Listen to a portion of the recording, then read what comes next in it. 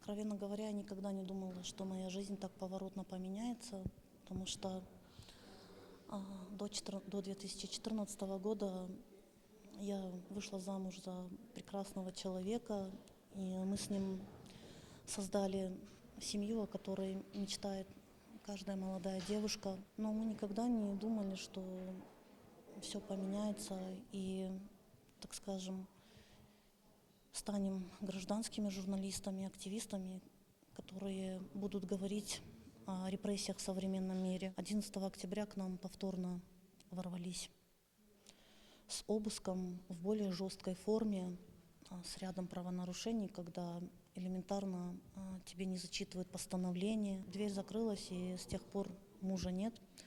В сентябре прошлого года не в гражданском, а в военном суде Ростова-на-Дону был вынесен ему приговор 16 лет колонии строгого режима. И то, что нам сегодня сказали, сейчас дали такой срок, абсолютно никак на нас не влияет, потому что знаем, что мы стоим на истине, на правде. Мы не преступники, не бандиты, не террористы. Світлини дітей незаконно ув'язненого Сейрана Салієва були представлені на виставці «Вірність собі – не злочин». Загалом на фотовиставці були представлені понад 200 дітей бранців Кремля. Вообще такие письма муж пишет, настолько трогательные. Это, наверное, практически единственный такой вот инструмент и возможность иметь с ним какую-то вот обратную связь. Дети уже давно не видели папу, потому что все эти поездки в Ростов-на-Дону – это более 15 часов в сидячому положенні. Перша емоція, яку ти відчуваєш, і це, звичайно, це природньо. Ти думаєш про своїх дітей, про тих, хто залишилися там, в Криму. Це ж не новина, що діти – наше майбутнє. Залякувати майбутнє, робити так, щоб наші діти відчували страх. Починаючи з того, що вони кримські татари, тому що саме з таким наративом окупанти ввалюються о 4 ранку і час обирають навмисно саме такий, в якій відбулася депортація 18 травня 1944 року. Ідея виникла влітку 2019 року, коли фотограф разом з Кримською солідарністю зробила десь 150 фотографій дітей на той час. Це майже всі діти політичних в'язнів.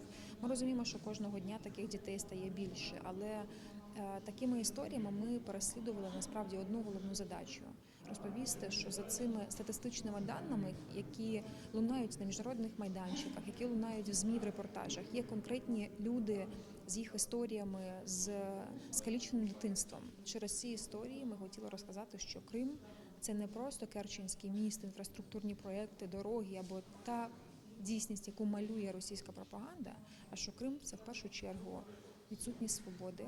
Публічність вона рятує. Публічність – це не просто фотографії, виставки, історії. Це те, що дозволяє нашим людям, нашим громадянам принаймні перебувати в таких умовах, коли їх не будуть вбивати і катувати. От в цій тяжелой ситуації оккупанты не добились того, что они хотели – запугать. Родители вот этих детей просто вели какие-то разговоры. Что-то там сказали в мечети друг другу, а там в мечетях установлена там аппаратура.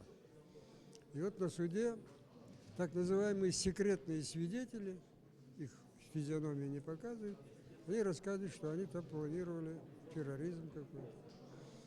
И на этом основании 17, 18, 20 лет вот этим молодым людям. Ірина Сорока, Максим Терещенко. Новини на Суспільному. Крим.